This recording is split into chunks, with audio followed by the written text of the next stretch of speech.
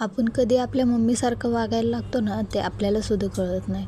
कालच्या व्हिडिओमध्ये मी तुम्हाला सांगितलं होतं की माझं अचानक तब्येत खूप बिघडली आणि आज माझं पोट खूप दुखत होतं. तरीसुद्धा मी नाश्ता करायला घेतला आणि तो नंतर वेदला भरवला. आज मी नाश्त्याला केलं होतं उपीट.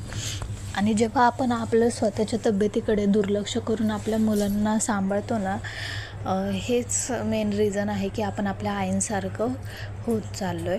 त्याच्यानंतर मी बाकी घरातली कामे आवरली, अंघोळ वगैरे केली, कपडे वाळत घातले आणि आईसुद्धा मला खूप मदत करतात. पण त्यांचा क्लास असतो त्यामुळे त्यांना तेवढं जमत नाही.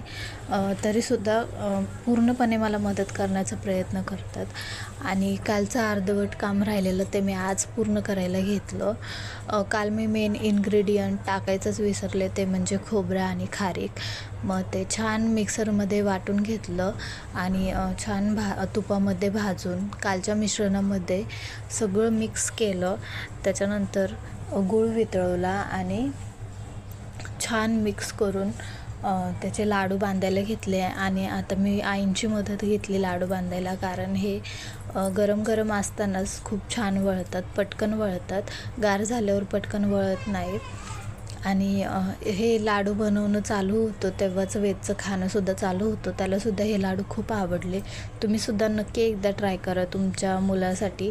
आणि जर त्याला दात आलेले असतील ना, म्हणजे 1.5 वर्षाच्या मुलापासून तुम्ही स्टार्ट करू शकता हे लाडू. खूपच फायदेशीर आहेत पाठदुखीसाठी, कंबरदुखीसाठी, केसांसाठी, स्किनसाठी खूप गुणकारी आहे. आणि नेक्स्ट टाईम ना मी याची रेसिपी तुम्हाला नक्की शेअर करेल, एकदम परफेक्ट रेसिपी शेअर करेल. कारण अजून मलासुद्धा तेवढं परफेक्ट माप माहिती नाही आहे. पण मी 2-3 वेळा बनवून झालेत माझे, त्यामुळे आता मला परफेक्ट माप कळलेलं आहे. त्यामुळे नेक्स्ट टाईम मी नक्की शेअर करेल. आणि इथे माझं पोट दुखत होतं म्हणून आज माझ्या नवऱ्याने माझ्यासाठी आईस्क्रीम आणली होती आणि वेदनी त्याच्यावर छान ताव मारला आहे. कसा खातो आहे बघा, झोपून झोपून खात होता आणि सगळं अंग भरून घेतलं होतं.